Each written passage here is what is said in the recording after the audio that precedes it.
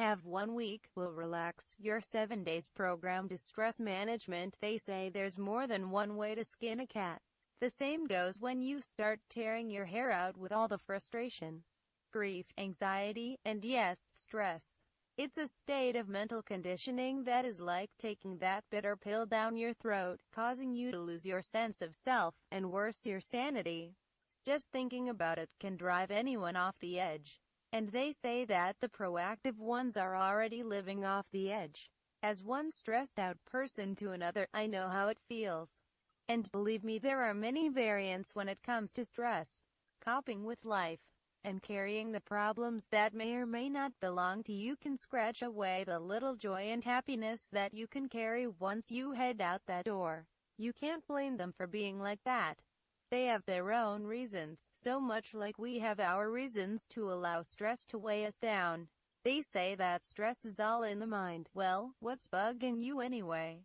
There are several ways to manage stress, and eventually remove it out of your life one of these days. So I'll try to divide it into a 7-day course for you, and I promise it's not going to be too taxing on the body, as well as on the mind. 1. Acknowledge stress as good. Make stress your friend.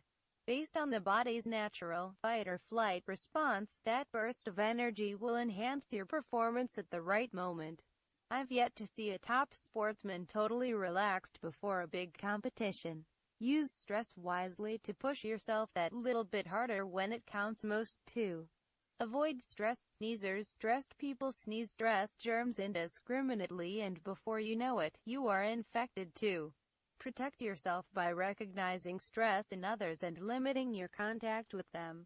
Or if you've got the inclination, play stress doctor and teach them how to better manage themselves. 3. Learn from the best. When people around are losing their head, who keeps calm? What are they doing differently? What is their attitude? What language do they use? Are they trained and experienced? Figure it out from afar or sit them down for a chat. Learn from the best stress managers and copy what they do. 4. Practice socially acceptable heavy breathing. This is something I've learned from a gym instructor. You can trick your body into relaxing by using heavy breathing. Breathe in slowly for a count of 7, then breathe out for a count of 11. Repeat the 7 to 11 breathing until your heart rate slows down, your sweaty palms dry off, and things start to feel more normal. 5. Give stressy thoughts the red light. It is possible to tangle yourself up in this stress not all by yourself. If this happens, then that might happen, and then we're all up the creek. Most of these things never happen, so why waste all that energy worrying needlessly? Give stress thought trains the red light and stop them in their tracks. Okay, so it might go wrong. How likely is that, and what can you do to prevent it? 6. Know your trigger points and hot spots. Presentations, interviews, meetings, giving difficult feedback, tight deadlines. My heart rate is cranking up just writing these down. Make your own list of stress trigger points or hot spots.